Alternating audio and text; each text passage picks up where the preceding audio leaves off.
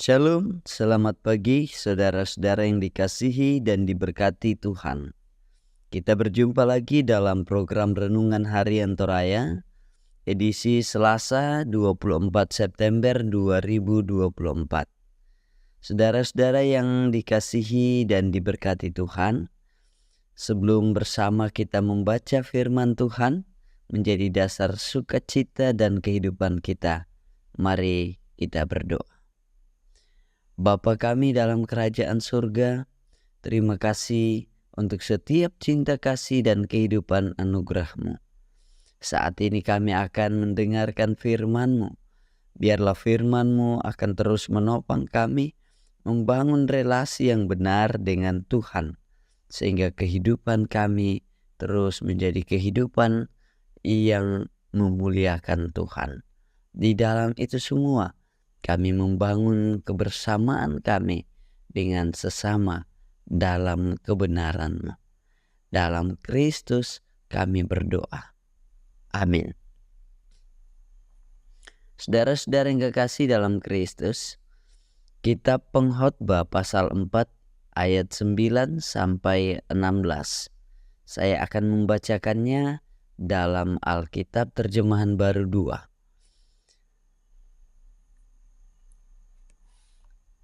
Ayat 9 sampai 16 Kitab Pengkhotbah pasal 4.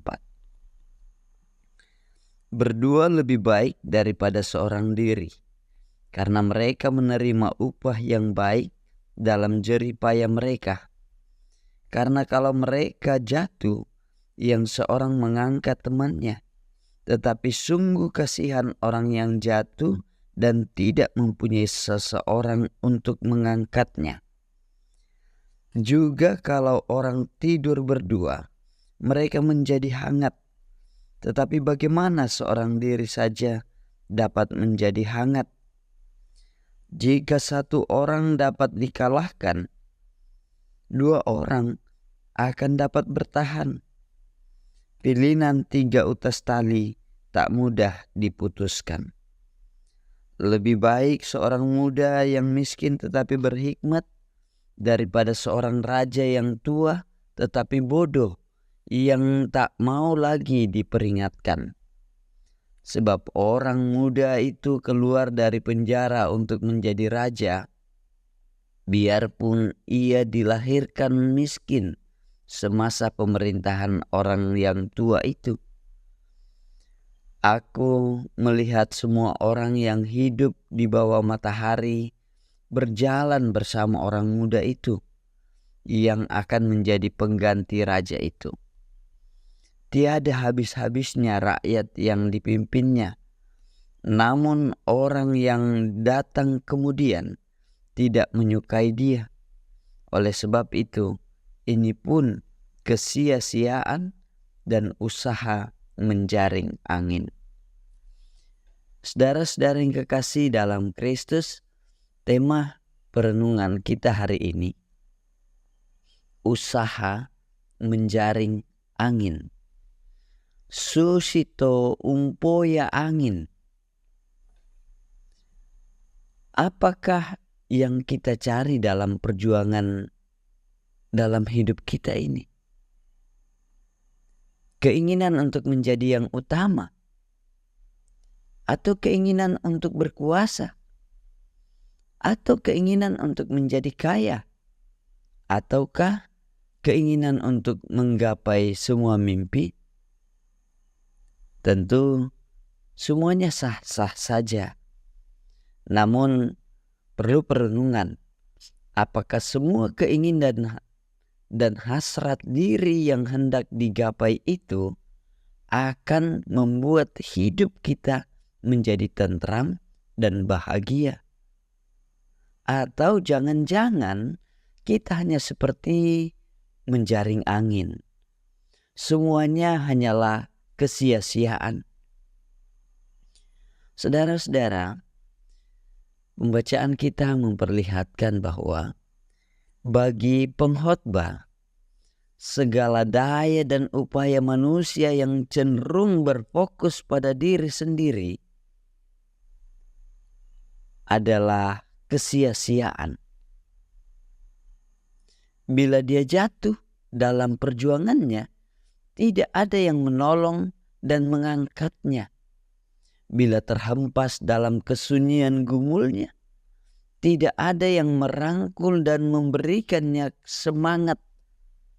Bahkan sekalipun dia seorang penguasa, pada akhirnya dia akan tergantikan juga. Di sini pengkhotbah mengingatkan bahwa hidup ini bukan semata-mata tentang diri sendiri, tetapi juga menyangkut relasi hidup dengan orang lain. Terlebih relasi hidup dengan sang sumber hidup, yaitu Allah.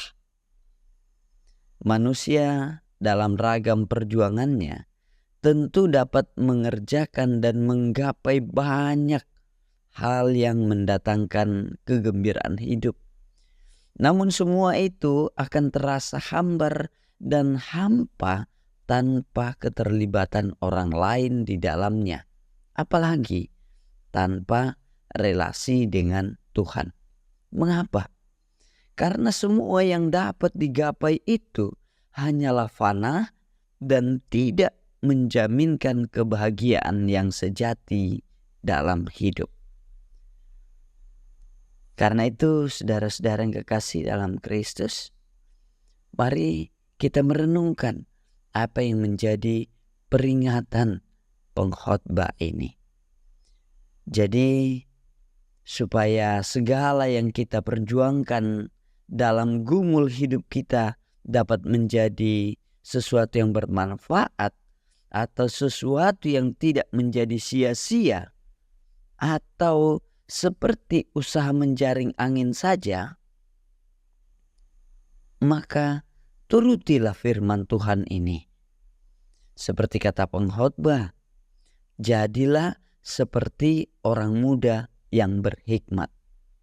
Jadilah orang yang suka mendengar didikan dan jadilah orang yang suka membangun relasi yang baik dengan orang lain, terlebih dengan Tuhan. Terpujilah Allah. Amin. Bapa kami dalam kerajaan surga, terima kasih untuk firman-Mu yang menyapa kami untuk terus membangun relasi yang baik dengan sesama kami sebagai perwujudan kehidupan yang dibangun dengan relasi yang baik dengan Allah, sang sumber hidup.